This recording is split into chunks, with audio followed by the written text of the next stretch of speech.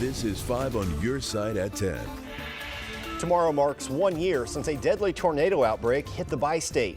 6 people died when an Amazon warehouse collapsed in Edwardsville, and another person died in Defiance. Thanks for joining us at 10 o'clock. I'm Holden Krewicki. Tonight, many people in the Edwardsville area are reflecting on last year's tragedy. 5 on your side's Robert Townsend traveled to the city to see how folks are coping 1 year later. It's a little more than 2 weeks until Christmas, and downtown Edwardsville is adorned with red ribbons and lots of bright lights. But a year ago, there was no holiday cheer. Instead, flashing emergency lights outside an Amazon warehouse after a deadly tornado caused the roof and walls to collapse. I feel like it's still a big tragedy that people should think about all the time. A year later, Destiny Volstecki is one of the many still thinking about the 6 Amazon workers who lost their lives and their loved ones. You have a nice day. Destiny lives in nearby Wood River and works at this tea shop in downtown Edwardsville. It really changes my mindset on how I spend time with my family. She also says since the Amazon tragedy, she no longer looks at life the same. We, as a society, also need to not take our lives for granted because, like, you know, it can happen to any of us, like natural disasters. We also stopped by Metro Hair Beauty Salon and met a mom whose daughter actually worked in the Amazon warehouse more than a year before the tragedy. It literally sends chills down my spine. Mia Hoffman's daughter, Natalia, once worked as an assistant to the Amazon drivers. She says while at the company, she met all 6 of the victims who died during the tornado outbreak. I cannot believe it's been a year already. How do you move forward from that? Just kind of sad. Sad and heart-wrenching for this close-knit community, still holding these 6 and their families in their hearts. I know there's a lot of prayers sent their way for healing. I'm sorry for your loss. I know it's hard. Robert Townsend. But we'll get through it together. 5 on your side. 1 year later, the collapsed Amazon warehouse is being rebuilt. We spoke with Amazon officials today who said the company has reviewed its emergency response and preparedness protocols. They've increased manager training, required 2 drills every quarter, and issued cards to every employee on how to stay safe in severe weather events. But the new facility does not have a storm shelter. Here's why. Well, I think it's important to know that we're a tenant in the building and that the landlord is required to return the building to its preconditioned state, and that's what they're doing. Both Illinois and Missouri lawmakers are pushing for legislation to protect Amazon workers, which could include the installation of storm shelters. Amazon says its structures currently meet all building code requirements. Let's take a live look over downtown St. Louis tonight. You can see the arch lit up in beautiful colors. Earlier today, the sun made a brief appearance, but more clouds and rain are heading our way. Meteorologist Jim Castillo is here now with your Weather First forecast. And Jim, I wish we had more sun like we had today. It was gorgeous out there today. We'll see a little bit more on Sunday. Very nice afternoon expected. But yeah, there's a little system coming in tonight, Holden, and some light showers, especially south of Interstate 70, maybe north of Interstate 70. You might not even see any drops as we head into Saturday. But 41 right now, it is dry. Everyone's dry. Just a lot of clouds out there. And there it is. The headlines include those showers mainly really south of Interstate 44 in Missouri and south of 64 in Illinois. Then it's a partly sunny Sunday, and there it is on the satellite shot. You can see all the clouds starting to move in and a little bit of moisture right there. It's just rain right throughout Oklahoma, southern Kansas. It moves our way. Here's the futurecast and showing mainly the southern counties south of St. Louis County, maybe southern Jefferson County southward, having a really good chance of seeing some light shower activity and not adding up to too much at all. In fact, probably a 1/10 of an inch or less, maybe a little bit more in southern Reynolds County. Tuesday's storm system may include some severe weather to our south. I'll have much more on that coming up in just a bit. Something to keep an eye on. Thanks, Jim. Happening right now, a portion of Interstate 170 is shut down due to a weekend construction project. The highway is closed between Page Avenue and St. Charles Rock Road. MoDOT crews will remove the driving surface from the Lockland Bridge over the interstate. I-170 should reopen by Monday morning. Also new tonight, Illinois State Police are looking for a vehicle that was involved in a deadly hit and run. Police say it happened on November 27th, just before 4 a.m. on Illinois Route 157 and in Church Lane in East St. Louis. The car fatally hit 42-year-old Joshua Holman of Arnold and fled the scene. Police are looking for a silver sedan described as a 2011 to 2016 Chevrolet Cruze with damage to its front end and driver's side. A hearing that could potentially free convicted killer Lamar Johnson will go forward next week as planned, even as the Missouri Attorney General accuses the St. Louis Circuit Attorney of hiding evidence. Today, a judge told attorneys that a jacket found with gunshot residue can be part of the case if they meet several criteria. Yesterday, Attorney General Eric Schmidt accused Kim Gardner of withholding that evidence, saying it would likely prove Johnson's guilt in the 1994 murder of Marcus Boyd. The AG's office learned about the evidence when it called the crime lab looking for unrelated records. Gardner's office responded today, calling Schmidt's accusations politically motivated, but did admit its failure to disclose the test was inadvertent.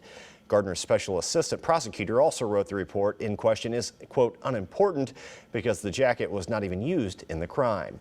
5 on Your Side will be in the court Monday morning for Johnson's next hearing. You can read more about today's filings right now on KSDK.com. Tonight, we're learning more about the conditions inside the St. Louis County Pet Adoption Center. Just this week, the Animal Protective Association stepped in to manage the facility. Former employee Mandy Ryan worked at the shelter 2 years ago before she was fired. In turn, she sued the county in a whistleblower lawsuit. Because of that suit and through a subpoena, she was able to tour the facility prior to APA's takeover. There were dogs crammed into kennels. There were dogs in kennels together, big dogs in small kennels. They were overflowing. Even the cat rooms smelled very strong of feces and urine. It was heartbreaking.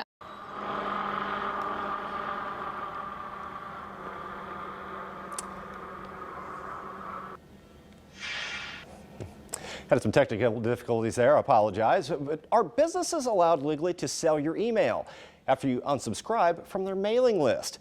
Ariane Daddle with the National Verify team answers this viewer question. Billions of emails are sent every day, and as we all probably see in our inboxes, many of them are marketing promotions. Verify viewer Linda says her inbox is full of them. She texted our team to ask if a business can sell her email address after she unsubscribed from its mailing list. So Linda, let's verify.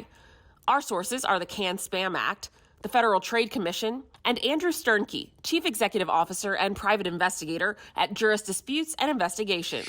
A 2003 federal law called the CAN-SPAM Act sets the rules for businesses that send commercial marketing emails.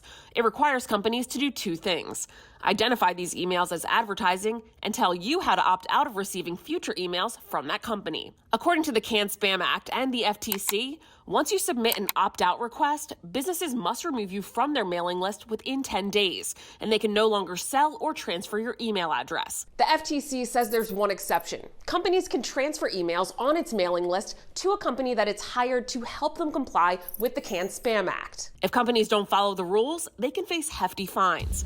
So Linda, we can verify, no. Businesses are not legally allowed to sell your email address after you unsubscribe from their mailing list. According to cybersecurity expert Andrew Sternke, the removal of emails from a mailing list is a self-regulated process that comes with some issues. There's nothing saying that they didn't already sell your information, your email, prior to you opting out. They just can't do it once you opt out. With your Verify, I'm Adiante Till. What can we verify for you? Send us an email to verify@ksdk.com. Coming up, sending in the clowns. We'll take you to a mini circus in Dutchtown next. Tonight, a mini circus has come to Dutchtown. Clowning for Kids held a preview night ahead of the Dutchtown Merry Menagerie. Folks could enjoy peanuts, popcorn, while browsing a collection of valuable clown sculptures. Thanks to a generous donation, these clowns could be bought for a fraction of their value. They're highly collectible. And yes, absolutely, the largest of the clowns are selling at $100, and easily you could put a multiple of 10 for these if you were to try and resale on eBay or whatever. All proceeds raised will go to youth in need. Tomorrow, the Dutchtown Merry Menagerie takes place from noon until 4, and the clowns will be available for purchase. Changing gears now to weather now. There's no clowning around when we look at this forecast.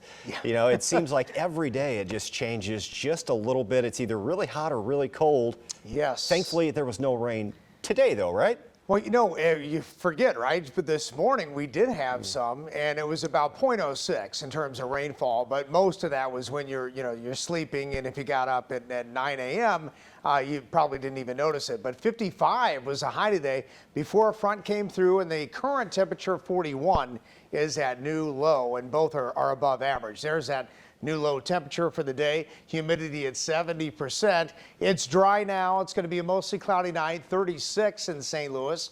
So above that freezing mark. Here comes the cloud cover. It's really out there already, but the rain is right here. It's a really small system in Kansas and Oklahoma. That I'll talk about in a second here, but here's this big storm that's hitting the West Coast now, and that eventually, that energy, watch this, upper level energy in the orange and reds here, approaches our area by Tuesday. So the setup and the jet stream overhead, just watching all of that for the potential of seeing not only heavy rain, but maybe some thunderstorm activity. And some of that, again, is expected to be severe. We'll watch that. It looks like right now the setup will be south of the area, but something that we will absolutely keep our eyes on in case that nudges northward. Instability may be an issue here because the cloud cover Tuesday and the widespread rainfall. And again, we'll watch to see if that changes at all. But it does look like a really good soaking rain in here. And that rainfall should add up to at least an inch. If you get a heavier thunderstorm, or if there are thunderstorms, you might see a little bit more than that. We're in this milder air all the way through Tuesday. That's the yellows and the oranges here. But then watch this blue, the colder air. Now, we do see the moisture moving out of here, but that cold comes in Thursday, Friday, and into Saturday. So the next weekend's really chilly all the way into really the end of the 10-day forecast coming up. But tomorrow's high temperature is in the 40s. And as we look at the 10-day forecast, 51 for Sunday, and we'll call it partly sunny, so a nice afternoon. A lot of clouds around Monday, but dry 50, 56 Tuesday, rain and some shower thunderstorm activity, very windy. 54 for Wednesday, rain comes to an end, and then we're in the 30s all the way from really Friday, Saturday, Sunday, which is the start of Hanukkah. So yeah, it's going to get really chilly for next weekend, but it looks dry at this point. No snow yet. Good news right there. Thanks a lot, Jim. That's it for your news tonight. Corey Miller is next with 5 on your sideline.